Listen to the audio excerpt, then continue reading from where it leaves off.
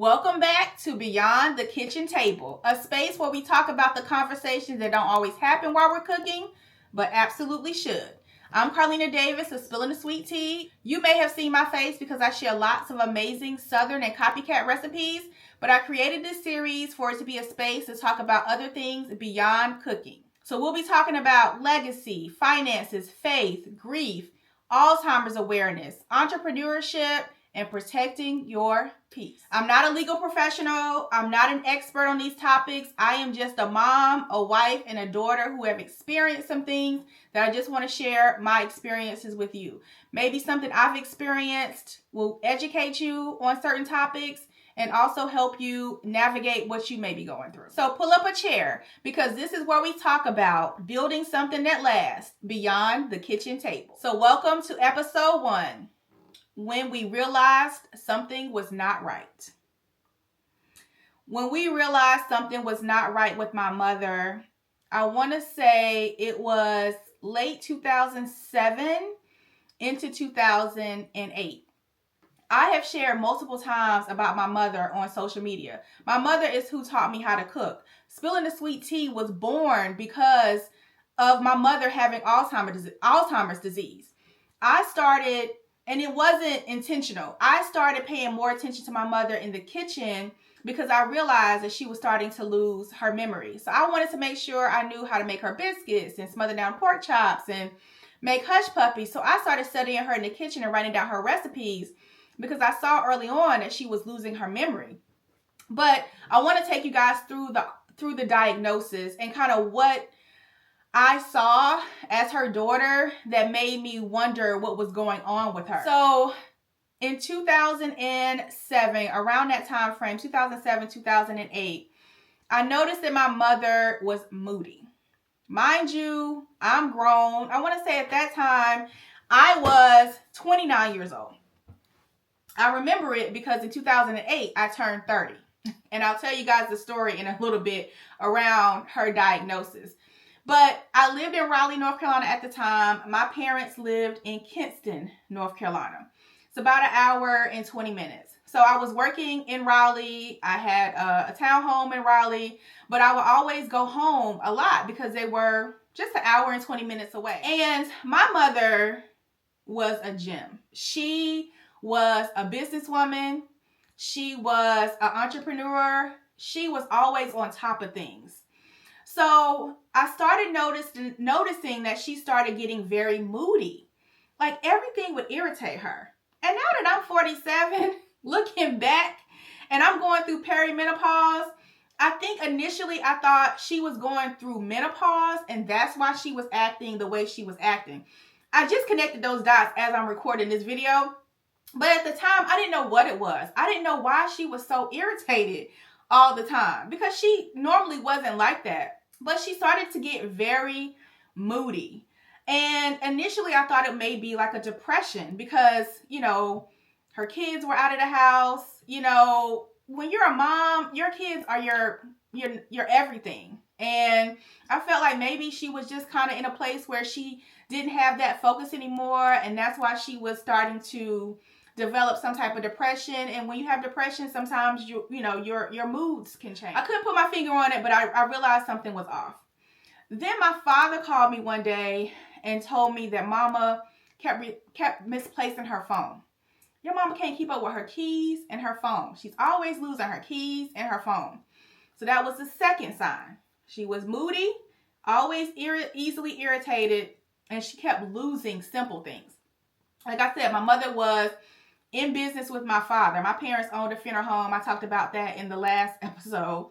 So she needed the keys to the funeral home. She needed the keys to her car. She needed her keys and her phone for different things. And she kept misplacing them. The third sign was she started to become paranoid. I remember going home one day and walking down the hallway to her bedroom. And I noticed that there was a deadbolt on her bedroom door. And I'm like, what she got a deadbolt on her bedroom door? All doors have a way you can lock it. But sis had gone and had a locksmith come in and put a deadbolt on the door where you needed a key. And I asked her about that. I said, Mom, why you got a deadbolt? She was like, because somebody keeps coming in my room and taking things from me. So I keep my door locked so nobody comes and takes things from me. And that was the moment I realized something's not right with her. I needed to have her evaluated. What is crazy or ironic at the time, my job at the time where I was noticing this, so from 2006 to 2008, I was a pharmaceutical sales rep. So I worked for a company called Forest Laboratories, and I sold primarily 2 drugs, Lexapro, which was for depression and anxiety, and I sold Namenda, which is a drug that was supposed to slow down the progression of the disease. So when you are a pharmaceutical sales rep, you go to training. So I went to training for a month in New York, Long Island, New York, and I learned about Alzheimer's disease. I learned about depression and anxiety. I learned about the signs and the symptoms. I learned about SIGI caps. I learned about the MMSE. I learned about all of these things because I'm going into these doctors' offices, primary care, neurologists, geriatric doctors, psychiatrists, and having conversations about these drugs. So I had to be knowledgeable about the efficacy of the drugs and the disease state. So I was very well versed and knowledgeable about Alzheimer's disease and depression and anxiety. So that's why initially I really didn't know what was going on with mama, but I knew something was going on with mama. Mind you, my mother was 62 or 3 at the time. She was in her early 60s once I realized something was going on with her. So I'm a pharmaceutical sales rep.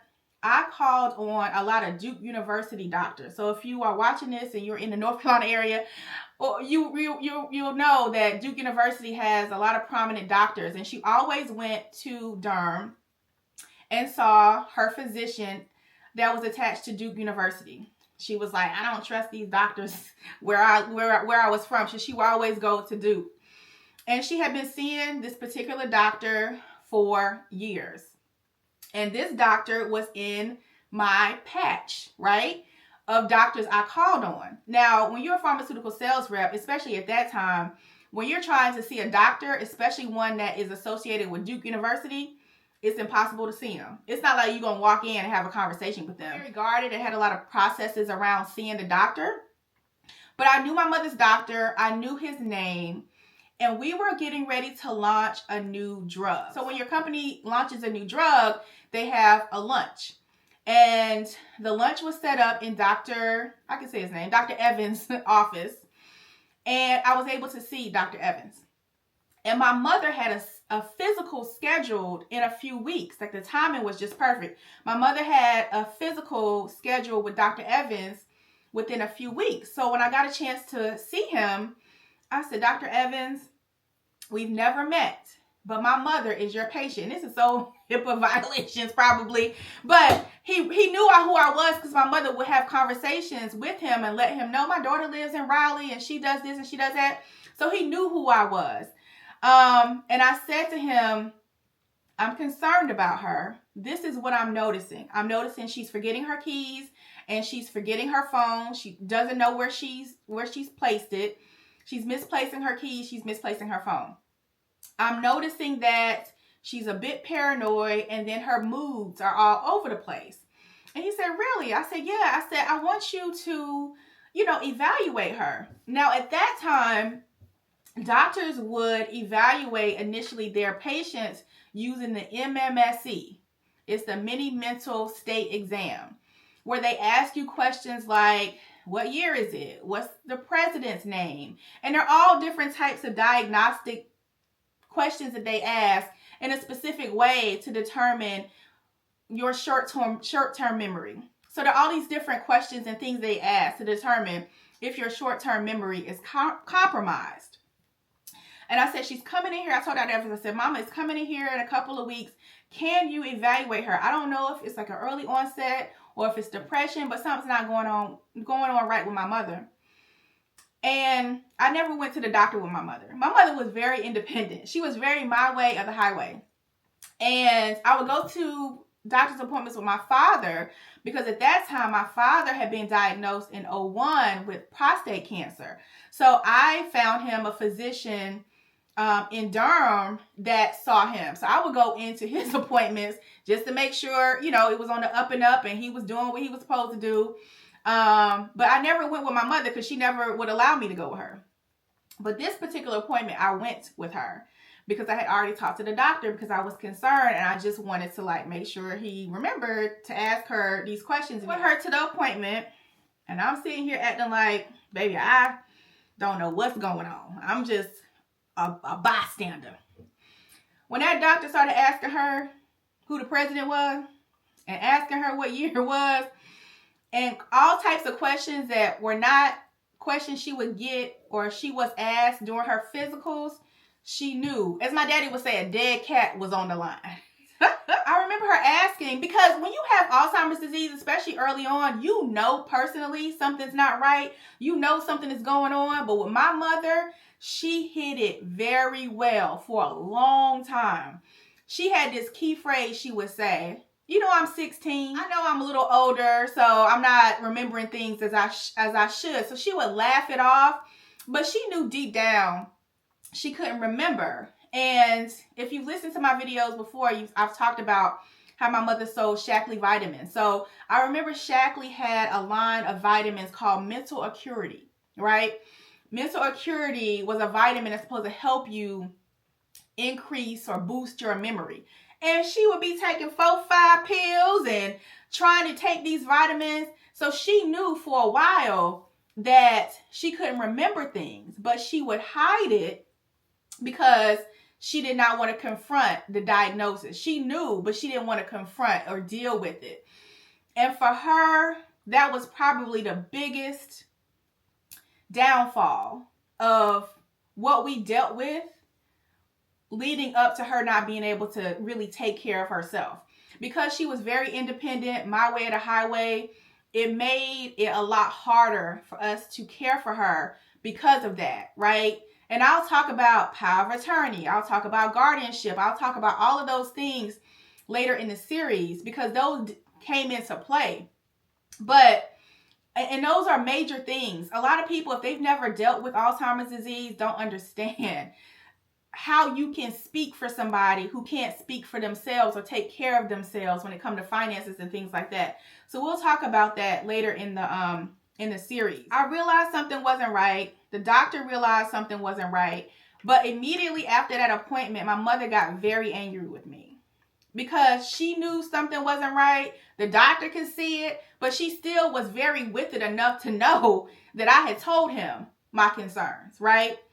And I will never forget the timing of it because it was in February of 2008. My birthday is in March. I had planned a big birthday bash. I'm talking about red carpet, rented out a whole club, like had a party bus. Like it was a big event. My mother was upset with me that I had mentioned something to her doctor. Baby, she stayed home. She stayed home. My mother was the type of person, when she got mad, she got mad. And she stayed home. My father came to the party, but she did not come. She did not show up because she was so angry. She would tell you all the time, mind your business. My mother is dead. Baby, she would tell you ain't my mama. My mama is dead. People that have Alzheimer's disease or early dementia, they project a lot, right? She would say this all the time. Ain't nothing wrong with me. I'm not crazy. It's your daddy that's crazy. She would say that all the time when it came to my father. And unfortunately, it wasn't true. My father didn't have Alzheimer's disease. I lost my father to cancer, but his mind was very sharp. It was her. It was her that was dealing with the memory loss. So Dr. Evans, after he gave her the mini mental state exam, she didn't pass it. She failed it. And he suggested she see a neurologist to have a CAT scan done. The only way to diagnose Alzheimer's is to have a CAT scan of your brain and they can physically see something's going on in your brain. And I remember it was months that passed from the time I took her to Dr. Evans to the time she saw a neurologist. She didn't want to confront the diagnosis. It was a month of me going back and forth home and talking to her and convincing her to go to the neurologist to be seen. And we finally did that because she was starting to get worse. And we finally did that. She saw a neurologist in Greenville, North Carolina, and had the diagnostic test done.